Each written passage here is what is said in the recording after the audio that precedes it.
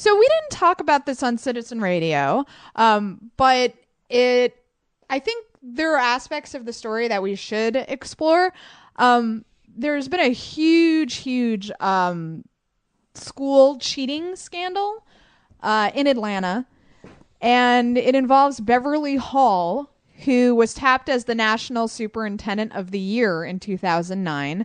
She was hailed for driving up standardized test scores in the Atlanta public schools and turning the system into a model of urban school reform. The picture with her in her medal has continuously made me sad every time I see it. Yeah, so the Washington Post writes, the scores were illusory, and Hall was just indicted under a law used against mafia leaders, charged with leading a corrupt organization in which students' standardized test scores were used to reward or punish teachers. Okay. So I wanted to talk about this story because obviously, there appears to be a ton of evidence against Hall and many of the teachers. Yeah, they were like whistleblowers. Yep. And so I by no means want to excuse cheating.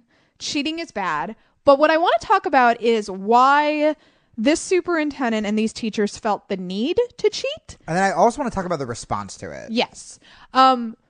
When you have a system that explicitly says you will not get funding for your school and your children unless you get the scores to this level, that does nothing but incentivize teachers to take care of their kids in a really fucked up way, which could lead to them thinking, look, it's not the worst thing if we tweak the numbers a bit so we can get the money. Yeah, now we should also say, I think they also had some financial incentives. Yes, that's another thing. But that's still that fucked up system where it's like, if you're giving like cash rewards. Well, especially with the way teachers get paid. Exactly. So I'm not trying to excuse their behavior. What they did is absolutely wrong. Cheating is always bad. And it's not good for the kids because then the kids go to college and they're underprepared. They don't do well in college. They have to take like remedial classes in college. So it's not good for anybody. But we have this really fucked up teach the test system in this country that produces shit like this. And I tell you what, these people got caught. This shit happens everywhere. I guarantee it. They just got caught because there were whistleblowers. I'm glad there were whistleblowers, but that's why they got caught. Now, I also want to talk about the reaction because she could get like 40 years in jail. I think it was over 40 years. So before we talk about the reaction, just let me add something to, when it comes to teaching to the test. Even if you're not cheating, even if you find best case scenario with teach to the test, you fucking hustle, you work your ass off, the kids work their ass off, you get the right combination of a motivated group of kids with a motivated school board, you're somehow getting the resources you need, you're not underfunded, the kids ace the tests. When you're teaching the test, I mean, that's basic memorization. Yes. I could fake learning a foreign language if you teach me the right words. I can pretend to know math if you know the answers to the test and you tell me, memorize X plus X equals whatever. It's regurgitation. That's why a lot of schools have tried to reform teach the test by doing stuff like having more essays. Yeah, well, because that's the thing is if you're just studying for multiple choice, then you go to college, you don't know how to problem solve, which is really important. You don't know how to fucking write. Yep. But you memorize some bullshit that you're never going to need. Right. And that you forget instantly because once you regurgitate it, if it's not linked to any other kind of concept, your brain's like, I don't need to remember that anymore. Right. Yeah, that's a really good point. Because when I write about something, I actually absorb it. Because you're creating thoughts in your mind and it's like connecting different concepts. And yeah, when you have to express yourself through an essay, you're much more likely to remember the concepts than if it's like, fill in B or C, Right. And so a lot of liberals have love this school reform talk. They love Michelle Rhee. They go and see the stupid Maggie Gyllenhaal movie. And they really think, these are the innovators of today. When in reality, it's like, if you didn't give them these absurd quotas, if you actually gave them the fucking money they needed, if you actually incentivized the teachers by giving them a living fucking wage so they don't need to get a summer job. Yeah, because even people who were like, yeah, but are you saying there are no bad teachers? No one is saying that. But what happens is when you have this stupid teach the test crap that doesn't even let teachers be teachers, and then you're not going to pay them living wages, you either have highly motivated and, bless them that they still want to do this, really good teachers who are like, you know what? I'm fine not making a living wage. I'm fine having to teach the test because I just want to help these kids. But then you're attracting some people who like perhaps aren't the best teachers in the world, because it's like, look, if Wall Street pays that much better than public teachers, you have like a talent vacuum, Right. And, so now going back to what Allie was saying before, 40 fucking years.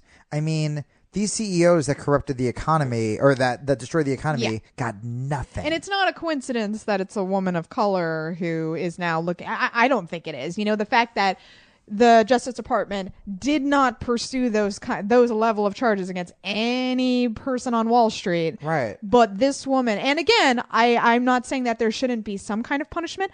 I think 40 years in prison's a little harsh. Like, Jesus. Like, that's something you, like, fire someone for? Like, yeah. Not, like, treat them like a goddamn they're gangster. Definitely, like, look, this was, like, a corruption ring. There should be, like, there should be some kind of punishment, but 40 years in jail, like, come on. I mean, I know they were minors, but for example, the kids that drug around a girl and raped her in Steubenville have a year. Yeah, but for a comparison. And again, that is not saying, like, excusing anything, not saying that it wasn't wrong. But here's the thing, like, how different... This sounds like I'm excusing it, but just, like, bear with me. When it comes to college preparation, how different is cheating and teaching to the test? They're not really learning that much more with teaching to the test than they are with cheating. Well, okay, so this is an interesting place to take it, but say you have these privileged white kids in a very wealthy school that can afford to take the SAT classes, tutors, like that. Yeah. All of that stuff, and that gives them a leg up, right? So they perform better on the SAT classes. Then you have kids in the Atlantic public schools who maybe they don't all have the access that the privileged white kids do. And then the teachers cheat for them. Ethically, obviously, these are two very different things. Right. But when you have such a unlevel playing field, I think the inevitability is that you have this kind of corruption. Yeah, and what I mean, Chris Hayes in his new show, which is great, and it's on prime time at 8 o'clock, and you guys should check it out on MSNBC. That sounds like we're shilling for MSNBC. Don't watch anything else on MSNBC. Nope. You can watch us when we're on Melissa. Melissa's been kicking ass, actually. But it was wonderful where they had a panel of color on to talk about this issue, but also played a clip from The Wire where he was talking about when he was a cop. Juking the stats. Yeah. It's the exact same thing. Such an amazing moment because... so for anyone who hasn't seen The Wire, this was a cop who became a public school teacher. Right. And he's sort of used as a device to connect the two worlds, police corruption and institutional education corruption. And it's a great moment where he has gone through this where they underreport rapes and drug arrests to juke the stats so it looks like crime is dropping. And the NYPD does this all the time.